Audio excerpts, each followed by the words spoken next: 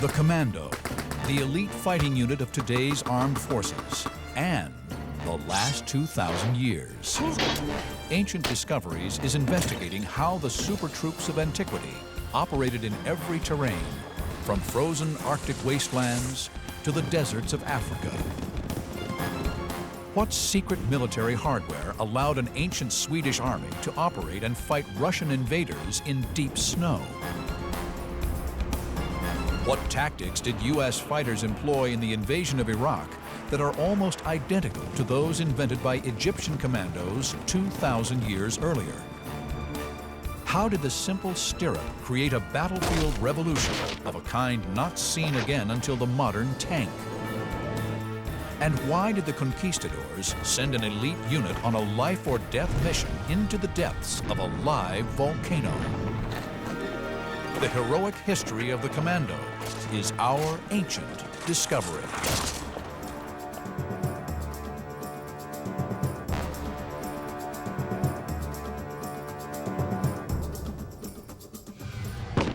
The Commando is an elite warrior.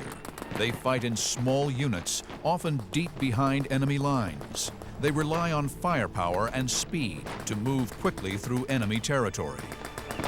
To do this, Commandos have developed weapons and tactics that enable them to outmaneuver, surprise, and attack the enemy in all terrains, from jungle to desert, mountain to snow. Of all these environments, snow can be the most challenging for moving fast. Ancient Discoveries will reveal the world's first documented snow specialist commandos. Historian Robert Frost is investigating a text called A History of the Nordic Peoples, published in Sweden in 1555. The book provides some surprisingly detailed evidence for Scandinavia in this period. He writes wonderfully fast means of running with wooden planks attached to the foot. If that's not a ski, I don't know what it is. Could this be history's first ski commandos? There's actually an illustration of skiers using bows and arrows in a military situation. Now, for the first time in 500 years, Ancient Discoveries expert Richard Windley has built a replica set based on the ancient sources. These are intended to be a reconstruction of something from around about 1550. We know that they were carved out of a solid piece of wood. Apparently there was one long gliding ski which was usually worn on the left foot, and then the other ski, which was always shorter, was used like a kicking or pushing ski. These strange raised areas in the centre where the feet are attached to the skis, these would be attached by leather thongs which would wrap through these slots here and around the foot. The short skis almost always had a covering of usually reindeer hide, complete with fur. And we think the reason for this was that because of the nap, or the natural lie of the hair, that when the ski is going forwards, it just flattens and collapses, so it glides nice and easily over the snow. But when you try and push backwards on it, the hair is pushing against the nap, so it actually gives you more purchase or more leverage on the snow. Like any sort of ancient reconstruction, we don't know what these will do. We don't know how they'll perform. And really the only way we can prove any of this is to do actual practical tests. In order to discover just what they're capable of, expert skier and biathlon champion Peter Moisey has brought them to a snowy test site in France. They're so different from today's skis. One's much longer than the other, and binding system is just completely different to today's skis. We're going to try and basically see if it's possible to ski on these, how difficult it is. Was it possible in medieval times, in the 1550s, to really move on these things and fight in warfare? I ski about 6 days a week. It's my profession. I was a professional biathlete. I think it's going to be tougher than what I expect.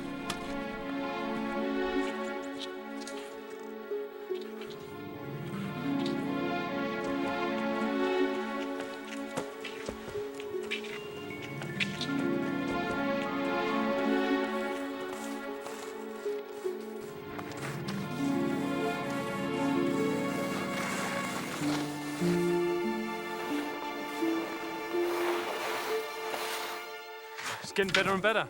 Feels good. Lot better than anticipated, really. Edging on the ski with the fur is fantastic. I'm pushing off on the reindeer fur, balancing and skimming the reindeer fur across to the next part. It's just a matter of balance, taking the weight off one ski, changing it onto the next ski.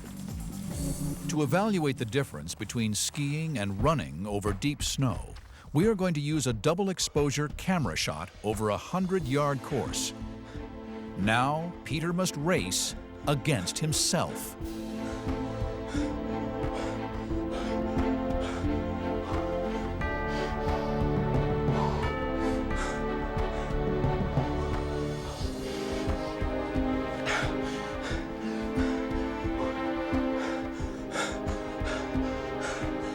Wow, you can see these skis that just float across the snow, just absolutely blissful compared to walking. Heart rate's much lower, and the feeling is beautiful. I love running, but I'd be dead meat if I was going against those guys with skis. It would certainly affect a Commando in the fact that he can basically ski for a much longer time, and nothing, you know, he's not going to get so tired. The heart rate's not going up and down. He's more of a consistent energy sort of flow for the day, so he's got more power to basically to look and shoot and do whatever else he needs to do. Not only do the skis allow a commando to reach a destination faster, they also do not tire the soldier so that he can fight better when he arrives. And it was this ability to move quickly on snow that allowed 1,000 Swedish commandos to defend their nation against a 30,000-strong Russian invasion force, outnumbering them 30-1.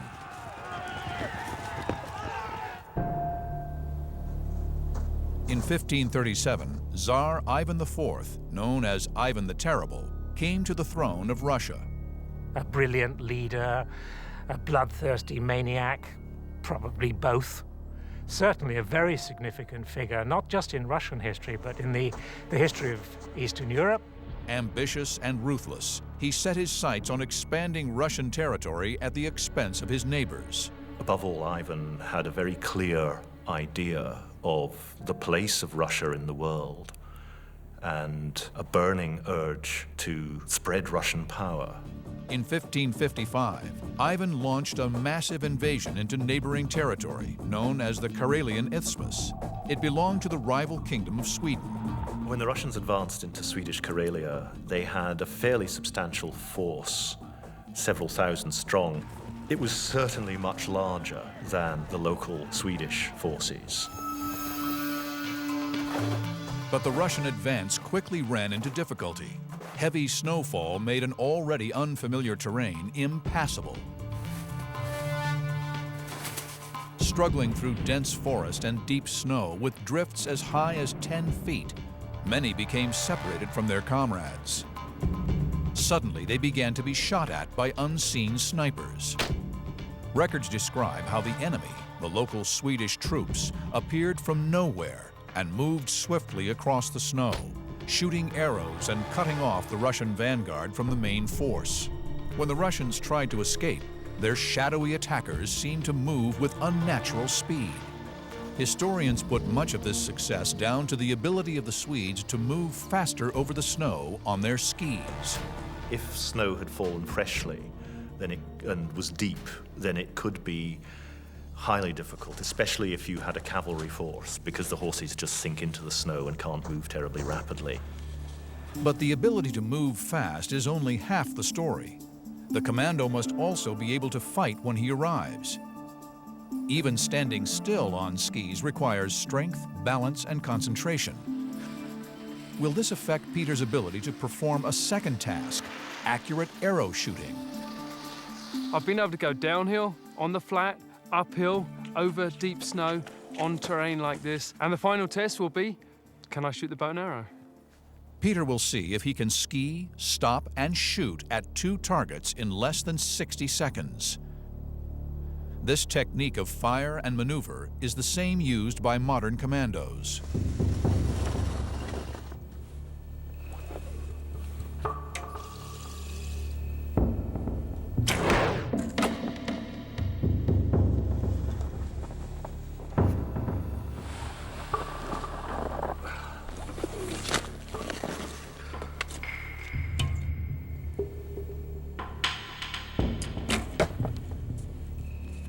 Peter hits both targets and moves off in just 54 seconds.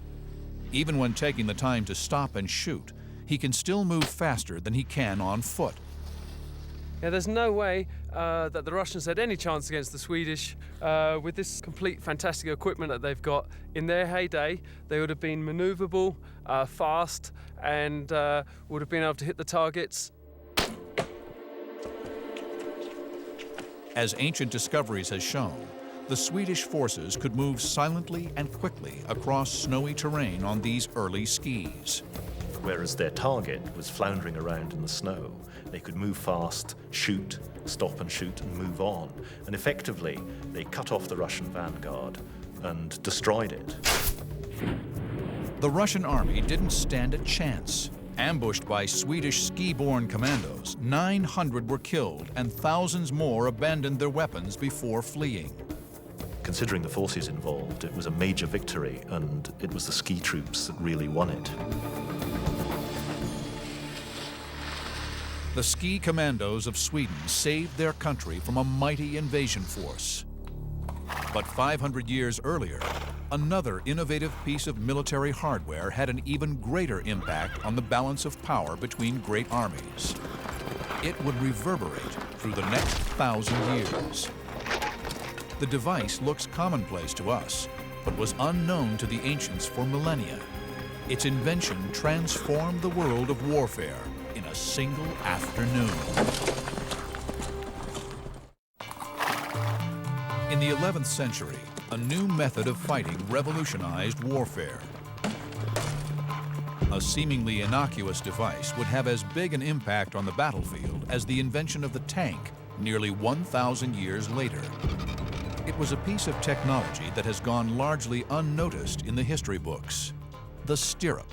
We hear of the stirrup relatively late in the history of the domestication of the horse, and like so many good inventions, it's first heard of in China in the 5th and 6th centuries AD, and it spread to the west probably through the Byzantine Empire, the East Roman Empire, and then was introduced into the west in the 700s. Although horses had been used in battles for centuries, it was the stirrup that turned man and horse into a mobile, armored battle unit. How did this tiny piece of technology change the course of history? In October 1066, the French Duke William, later known as William the Conqueror, invaded England. His campaign began at the Battle of Hastings. The Battle of Hastings has become one of the cornerstones of the history of England. William defeated the Anglo-Saxon King Harold. He transformed England with a new language and a new system of government. William the Conqueror is a remarkable man. This is a man who you'd want in charge of your team. He's a great war leader. King Harold's troops were seasoned, well-drilled, and not outnumbered. Why did they lose? The answer lies in a visual record of the battle: the Bayeux Tapestry. The Bayeux Tapestry is a unique survival as a work of art, but it's also a unique source on the military tactics and weapons of the time, a unique pictorial source. Few battles in history have a pictorial reference that enables us to actually see what happened at every stage of the conflict. Thanks to this visual depiction, we can see exactly how the battle was fought in terms of weapons and tactics. It shows all the various aspects in which the Norman knights fought from horseback. Our investigations have taken us to the site of Anglo-Saxon England's historic downfall, Battle Abbey. Here is the precise spot where one of the great dramas of history was played out. This is where the English army of King Harold hastily formed on the 14th of October 1066, having marched 241 miles from Yorkshire to meet the invading army of Duke William. An army which was unlike any that Harold and his troops had ever faced. Among the revolutionary innovations of William's army was a simple but historic piece of technology: the stirrup. There are records of saddles and harnesses and spurs used by the Etruscan tribes of Italy over 2,000 years ago. It is astonishing that the stirrup was not invented until hundreds of years later. The stirrup is a stabilizer, and it enables you to fight effectively because you have a platform on which to base your weight. And all of this is impossible without a stirrup because you're concentrating so much on staying on board. At the Battle of Hastings, the Norman cavalry took full advantage of this new device. Up until this time, battles had always been fought on foot. Harold and his men may have ridden to the Battle of Hastings, but they fought on foot. The entire English army fought on foot. And the characteristic tactic that the English fought by, and they were by this time the finest infantry in Europe, was to form their famous shield wall or walled hedge, a body of men with interlocked shields standing firm in a position. The Normans realized that the stirrup could enable them to fight on horseback. Hastings is a fascinating battle because on one side you have an invading army of mounted armoured horsemen with a lot of archers. On the other side you have almost entirely infantry armed with shields, swords, axes. For the first time, the traditional fighting methods of medieval Europe came up against the new technology and tactics of the Normans. What was it about this new technology that enabled William to depose England's King Harold? We have traveled to Warwickshire, Britain, to work with expert horsemen and battle reenactors Carl Ude Martinez and Paul Ellis Smith. They will investigate how this tiny piece of technology ushered in a new era of warfare, the shock cavalry charge. Just a minority of knights are seen on the Bayeux tapestry to be using an entirely revolutionary technique, which is the technique of fighting with a couched lance. And this is a tactic that had only been made possible by inventions such as the stirrup. And the technique was to grip the lance under your arm in a couched position and to use the body of the knight, the lance and the horse as a single projectile. At first sight, it would seem that the stirrup enables a rider to lean out of the saddle and hit targets that are otherwise out of reach. In fact, the stirrup enables the rider to stay firmly rooted in the saddle while he fights. Leaning out sideways would make him more unstable. Before this revolution, a rider could only stab lightly with his spear. A more forceful thrust would result in being thrown from his horse. The Bayeux tapestry illustrates, for the very first time, the use of the shock charge, which really does have such a devastating effect on the history of the world. To investigate how powerful this new technique was, we have set up a test rig with an impact gauge fixed to a quintain, the traditional target used by medieval knights for practice. With this device, we can, for the first time, quantify the force of the Normans' shock cavalry charge. We can then compare it with the effectiveness of spears traditionally used on battlefields before Hastings. Basically what we're doing is we're taking modern technology and taking it right back to medieval times. What we've got here is the quintain. Now we're going to ride at this and strike it with a lance as hard as we can. And this contraption here measures the impact in pounds. And if I move it around here, you can actually see the metal pad that we've put in there. We've got two weapons here. We've got a lance, 12 foot in length. It's quite heavy and it needs to be couched under the arm. We've also got the javelin come spear. We're going to try the impact on both of these weapons and see what the contrast is.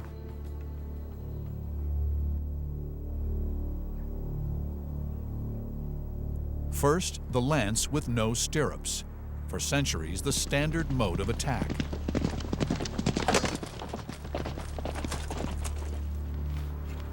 Let's have a look at this. That didn't feel like anything. That's absolutely nothing. 31.7, that's like an arrow being shot at you. Well, that makes sense.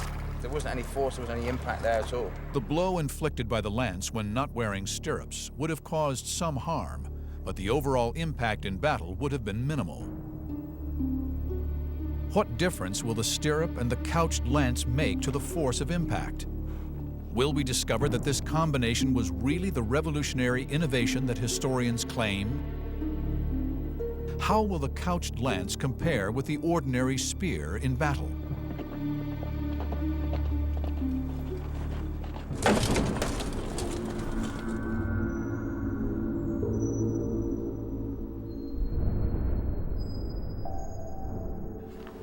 5,957 pounds. 5,957 pounds. That is absolutely amazing. That's one big hit. It felt like a big bang and knocked all the wind out of me. This amount of force is the equivalent of being hit by a car going at 70 miles an hour. The stirrup transformed rider, horse, and lance into a mobile armed unit capable of charging down any enemy in its path. This really was revolutionary because it enabled the cavalry to be transformed in a matter of years from an assault arm into a shock arm, and it was directly equivalent to the invention in modern times of the tank, in that it had that sort of dramatic impact on a battle.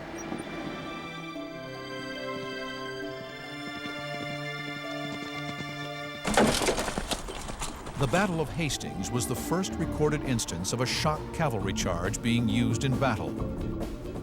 It marked the beginning of a revolution in tactics.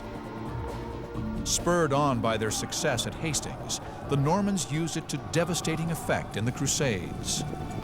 To understand quite what a revolution had taken place, you only have to read descriptions by the Byzantine historian Anna Komnene, and she describes the Norman cavalry as being like a flash of lightning and cutting through the enemy. And she says in one memorable phrase that the Frankish cavalry was irresistible. It could bore its way through the walls of Babylon. And this is exactly what happened when it went on the First Crusade. The invention of the stirrup and its combination with the couched lance and heavy armor was a turning point in military tactics. Its implications would reverberate through history to the present day. Next, Ancient Discoveries asks, is this the world's first Molotov cocktail? And can it defeat the ancient world's fireproofing? Blood-soaked, fresh animal hide. Perhaps the best examples of modern commandos are paratroopers. Often dropped behind the lines, they are surrounded by the enemy. The ancient equivalent of fighting while completely surrounded was the siege. Commanders of besieged cities might break out and take the fight to the enemy. In 1191, an elite commando unit saved a city. They were called the Naftun, and they were specialists with fire.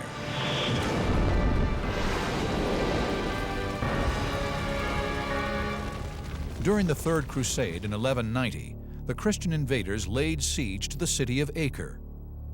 Acre is extremely important because it's the main port on the Palestinian coast. It is the best port, and whoever controlled that would be able to resupply armies on the mainland or stop armies on the mainland being supplied by sea. It was absolutely strategic position. The Christians surrounded Acre and set up siege machines. Laden with projectile weapons, crossbowmen, and catapults, the siege tower provided attackers with a vantage point against the city walls.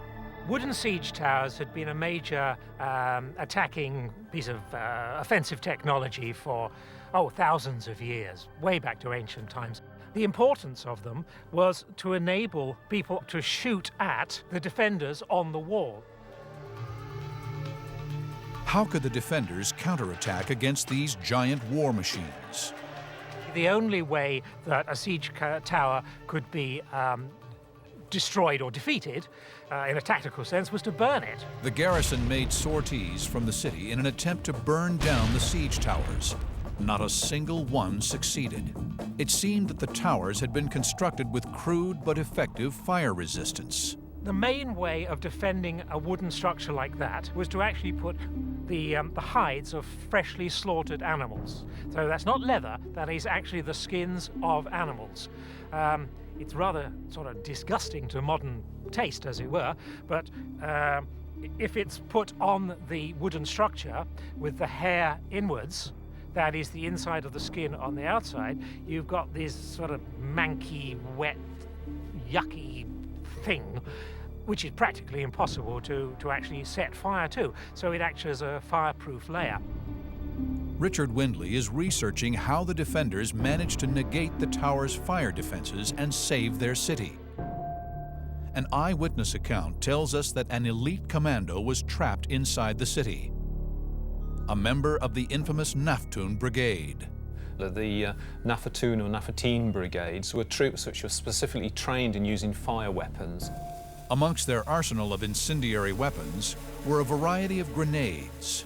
Little ceramic vessels similar to the one I've got here. But the common consensus now is that they were probably naphtha grenades. Naphtha is a kind of distillation of crude oil. However, what use was an incendiary grenade against a non-flammable target? If the tower's covered in thick, wet, fresh hides, I think it's going to be incredibly difficult to actually get them on fire. The text tells the fascinating story of what this ancient commando did next. He didn't just light them and throw them straight at these siege towers. He threw quite a lot of them unlit. So the attackers thought, oh, well, what's this? This is nothing. This is just nonsense, and treated it with a certain amount of derision. The Crusaders ridiculed the defenders, as after a long barrage of unlit grenades, not a single flame was to be seen. To discover what happened, Richard and David Nicole have built a replica section of a Crusader tower, complete with fresh hides, and have armed themselves with Naftun grenades.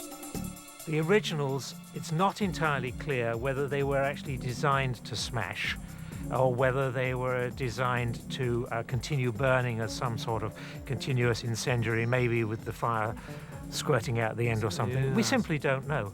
It's going to be fun to see if they have any effect comparable to what we read about. Like the defending commandos in the Siege of Acre, Richard will first throw some unlit grenades.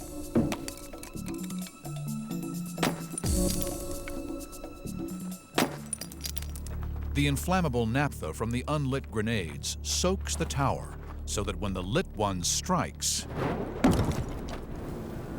Okay, that's more like it. Just as described, the siege machine is turned into a towering inferno. That could really do the business.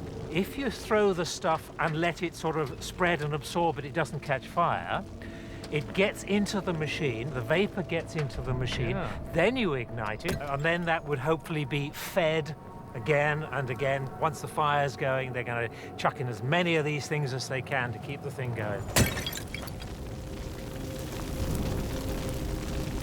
Look, we got it going. I think the people in that tower had better get out soon. We managed to get the wood going. You could actually smell, rather disgusting, smell of burning flesh in there. The ingenious attack was a triumph. The towers were burnt down, all the men inside the towers were burned, and the story is that the attackers were so demoralized by this that they lifted the siege and disappeared. Our next ancient discovery will reveal the similarities between tactics used in the skies over the Middle East in the recent Iraq War and those used by cavalry in the same deserts over 2,000 years previously. Both involve a vital tool in the Commandos' arsenal, the art of deception. 2,000 years ago, the Egyptian King Ptolemy I used classic commando techniques to defend his country against a massive cavalry invasion.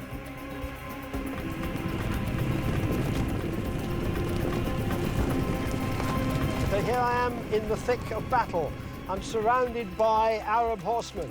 We only have 10 of them, but you can imagine that if this was a proper battle in the ancient world, there would be hundreds or thousands. And to a guy on foot, it really is, believe me, quite a scary prospect. And I would literally, of course, be taking my life in my hands, as I think I probably am at the moment. Ancient historian Mai Trau is in Egypt investigating a cavalry maneuver that used an important tactic of commando attacks right up to the present day: military deception. During the invasion of Iraq, U.S. forces sent decoy jets on simulated bombing runs over the desert. The Iraqis attacked with anti-aircraft missiles, wasting ammunition and giving away their position. But ancient commandos were also masters of deception. In 323 BC, Alexander the Great died. His generals fought over his empire. Ptolemy claimed the Egyptian throne. Another general, Perdiccas, wanting to rule the whole empire, invaded Egypt. 9,000 men. He had infantry, hardened men who had fought with Alexander for years. And above all, he had cavalry. Perdiccas had many more troops than Ptolemy. They were the toughest soldiers in the ancient world, battle-hardened in Alexander's campaigns from Greece to India. Ptolemy has to find a way of stopping that army that is twice his size, that is enormously organized and skilled and brilliantly equipped. Just the sight of this army moving must have been a terrifying spectacle.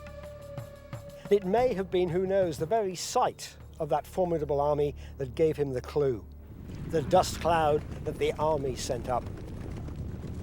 If Ptolemy could create a similar-sized dust cloud, he might be able to trick Perdiccas's commanders into believing they were up against a much larger force. If you can actually create the idea, the illusion, in this land of illusion, that somehow you have got vast numbers where actually you only have a handful, then that will give you an incredible psychological edge. But how to create a dust cloud associated with an army of thousands? Obviously, Ptolemy did not have enough horses to create the kind of dust that we're thinking of. But what he did have was plenty of domestic animals all over Egypt, and he used those to create the effect.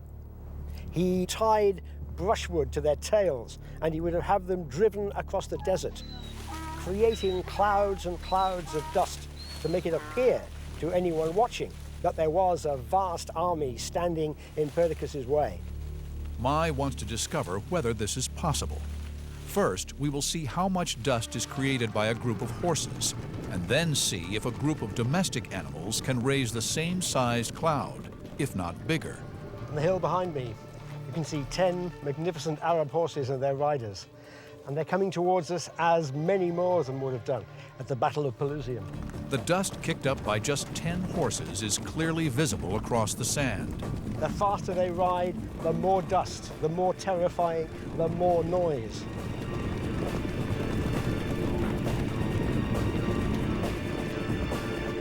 The next phase in the experiment is to try a similar thing, but this time we're going to have donkeys rather than horses.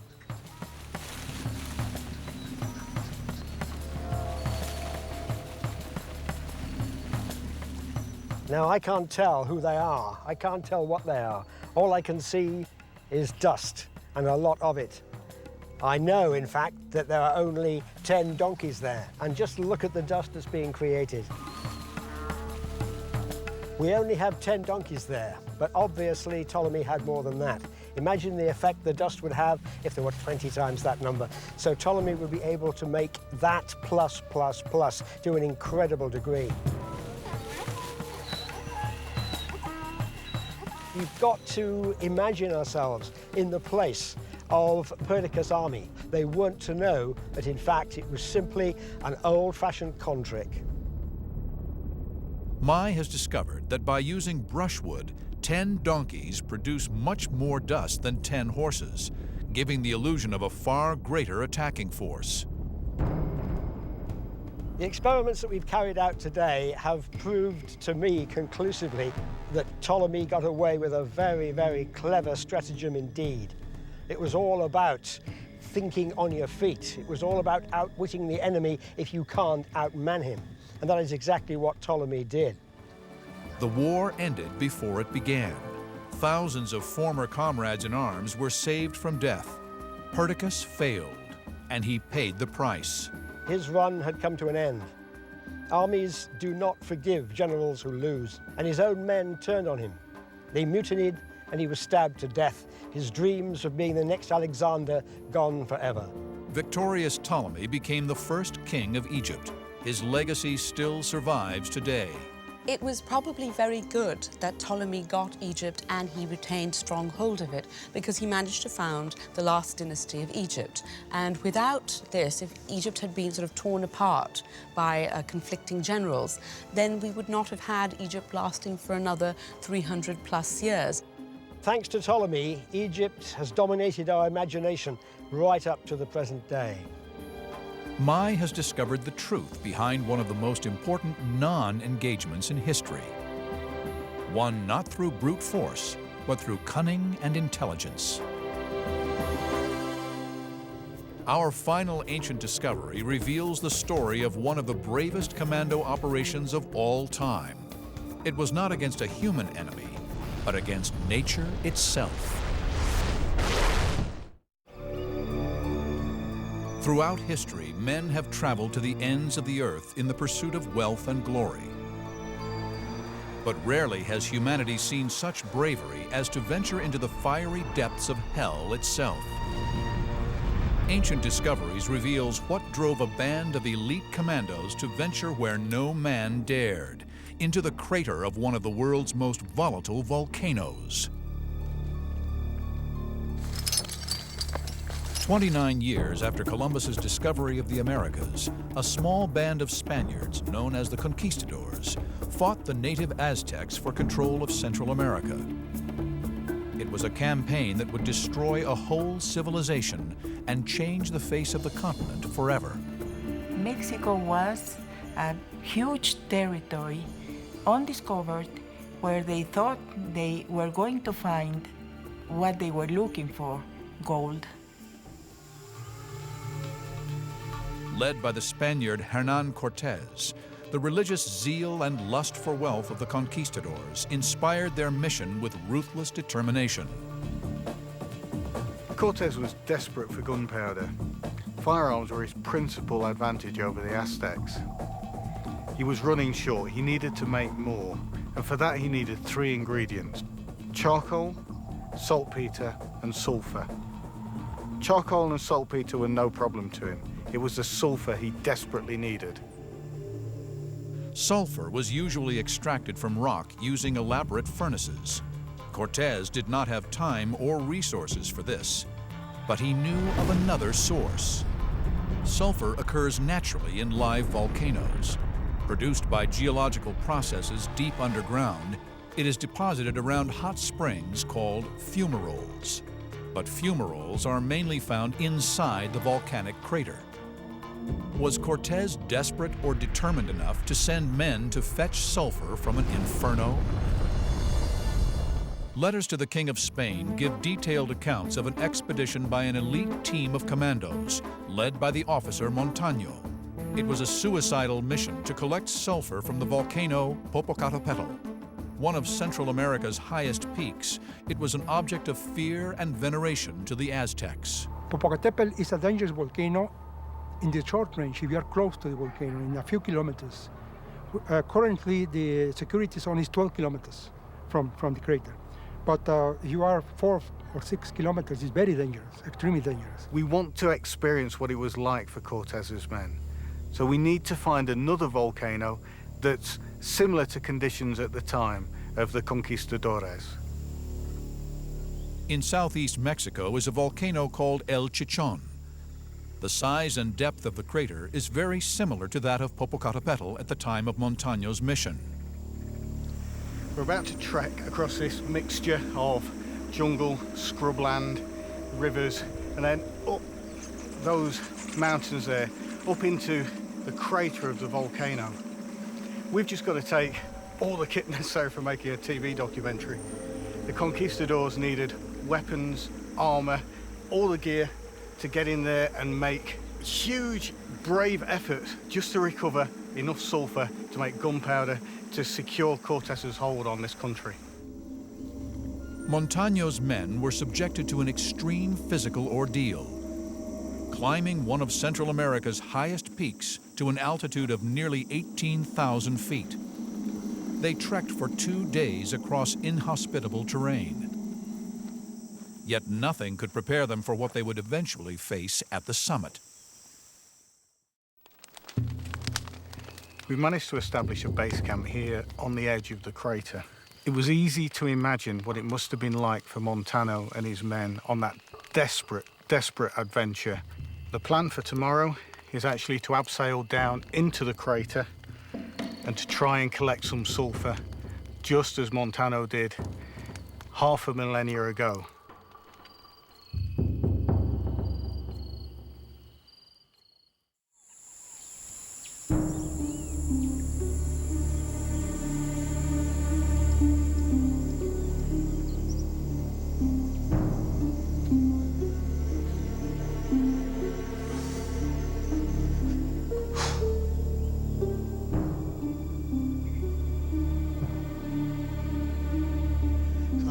word for that. Awesome.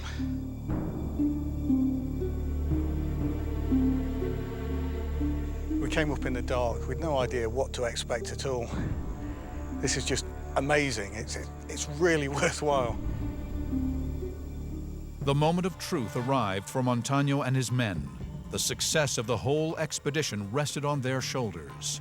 From the rim of the crater, they could clearly see their goal, a smoking fumarole surrounded by yellow sulfur. It was nestled in the precipitous face of the crater. 1,000 miles from Spain, with limited resources, and after an exhausting trek and without the right equipment, their goal seemed as far away as ever.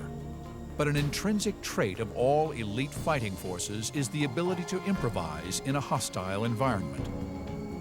Montano had carried with him rope from the ships that had brought the Spaniards to the New World. Because he lacked local resources, Cortés had ordered all his ships to be dismantled. Montano's rope was once part of the ship's rigging. All that was now needed was to improvise containers for the sulfur and the courage to descend.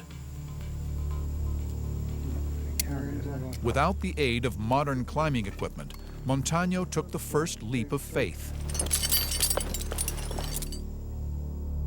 Popocatépetl's massive crater plummets 1,000 feet.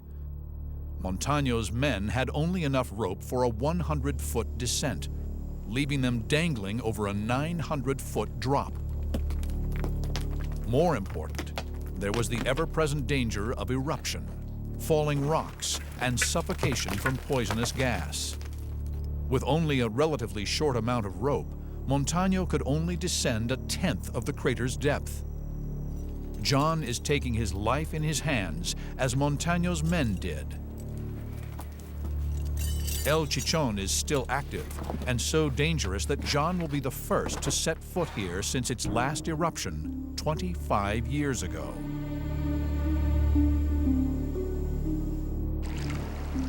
Vents within the crater spewed hot gases and boiling water. Many of the fumes here can kill, but they also produce the yellow golden sulfur that Montano so desperately needed. Not wanting to remain any longer than they had to, the ancient mountaineering commandos set to work to collect an astonishing 300 pounds of sulfur. That's enough to make 2,600 pounds of powder.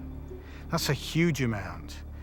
That's enough that every single one of Cortés's gunners, he had 80 men with muskets, each one of those would have enough powder for 350 shots.